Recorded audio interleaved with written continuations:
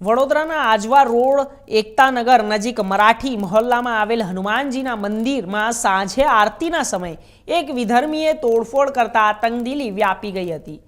આ તમારા રોજના મંદિરની આરતીના ધતિંગ બંધ કરો તેવી બૂમો પાડીને મંદિરમાં ઘૂસી આવેલા એક વિધર્મીએ ચાલુ આરતીમાં પૂજાપાનું સામાન ફેંકી સ્પીકર તેમજ એમ્પ્લીફાયરની તોડફોડ કરી હતી અને police Ajwa road Ektanagar police ચોકીમાં લઈ જવાયેલ વિધર્મીએ પોલીસ સાથે પણ ઝપાઝપી કરીને ચોકીની અંદર ટેબલની તોડફોડ કરી હતી। કાચનો ભૂક્કો બોલાવી નાખ્યો હતો। પોલીસે આરોપીની ધરપકડ કરીને પૂછપરછ કરી છે। શહેરના આજવા રોડ એકતાનગર પાસેના મરાઠી મહોલ્લામાં રહેતા અક્ષય હરીશ સરાણિયા સંધ્યાકાળના સમયે મહોલ્લામાં આવેલા હનુમાનજી દાદાના મંદિરમાં નિત્યક્રમ મુજબ આરતી કરી રહ્યો હતો। ગણપતિ ચોક ખાતે રહેતો ઇરફાન મોહમ્મદ શેખ નામનો આધેડ દોડીને મંદિરે આવ્યો અને તમારા રોજના મંદિરના આરતીના નામે ધતિંગો બંધ કરો તેવી બૂમો બરાડાઓ પાડીને ચાલુ આરતી વખતે પૂજાપાઠનો સામાન વેરવિખેર કર્યો હતો। સાથે સ્પીકરો તેમજ એમ્પ્લીફાયરની તોડફોડ પણ કરી હતી અને આ બનાવથી ઉત્તેજના વ્યાપી હતી અને પોલીસે ઘટનાના મામલે ઇરફાન મોહમ્મદ શેખને પકડીને નજીકમાં પોલીસ સ્ટેશનમાં લઈ ગયા હતા અને ઇરફાને પોલીસ સાથે પણ ઝપાઝપી કરી હતી અને પોલીસ ચોકીના ટેબલોને પણ તોડફોડ કરી હતી અને આ સાથે જ ટેબલ ઉપર મૂકેલા કાચનો ભૂક્કો બોલાવી દીધો હતો અને વધારાની પોલીસે બોલાવીને આરોપીને કંટ્રોલમાં લેવામાં આવ્યો હતો, જેની ધરપકડ કરીને બે જુદા જુદા ગુના દાખલ કરવામાં આવ્યા હતા।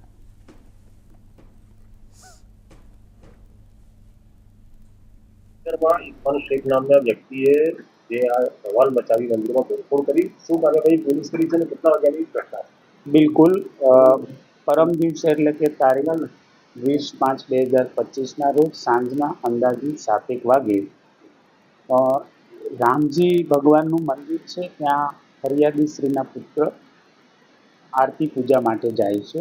એ દરમિયાન આ આરોપી જે છે એકતાનગરમાં રહે છે અને ઇરફાન મોહમ્મદ શેખ એમનું નામ છે। તો આ આરતીના સમયે પોતે મંદિરમાં ઘૂસી અને જે આરતી કરે છે તેને એવા શબ્દો વાપરે છે કે આ રોજે રોજની શું ધતિંગ કરીને બેઠા છો એમ કહી મંદિરમાં પ્રવેશ કરી ભગવાન રામજીનો ફોટો, પૂજાપો, લાઉડસ્પીકર અને બીજું એક સ્ટેન્ડ અંદરથી ઉચકાવી અને બહાર ફેંકી અને અંદાજિત 10,000 રૂપિયાનું નુકસાન કરે છે। સાથે સાથે ફરિયાદીને સાથે ઝપાઝપી કરે છે। ફરિયાદીના મમ્મી ત્યાં આને છોડાવવા માટે આવે છે, દરમિયાન આ મહિલા સાથે પણ ઝપાઝપી કરી અને તેમની સાથે નિર્લજ્જ વર્તન કરે છે અને મારી નાખવાની ધમકી આપે છે। આ બાબતનો ફરિયાદીના પિતાશ્રીએ કંટ્રોલમાં ફોન કરેલો 100 નંબર ઉપર અને કંટ્રોલની વર્દી બાપુને મળતા બાપુત પોલીસ ઝડપથી ત્યાં પહોંચી જઈ અને આ આરોપી નાસી ભાગી જાય તે પહેલાં એમને હસ્તગત કરી અને બાજુમાં જે એકતાનગર ચોકી છે આ એકતાનગર ચોકી તરફ લઈ જાય છે। પ્રથમ આ આખા બનાવમાં ફરિયાદી અક્ષય સરાણિયાએ ફરિયાદ આપેલી છે, જેની તપાસ પીઆઈ સંગાડા કરે છે। આરોપીની અટક થઈ છે। નામદાર કોર્ટે એમને પ્રિઝન વોરંટ આપી અને જેલ કસ્ટડીમાં મોકલી આપ્યો છે।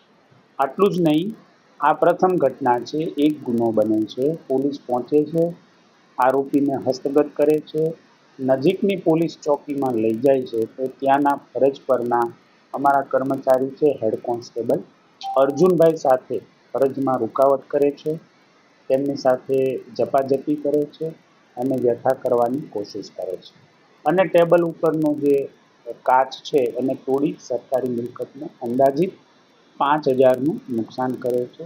તે બાબતે ફરજ રૂકાવટ અને રાજ્ય સેવક સાથે મારામારી કરવા સબબનો એક બીજો અલગથી ગુનો દાખલ કરવામાં આવ્યો છે।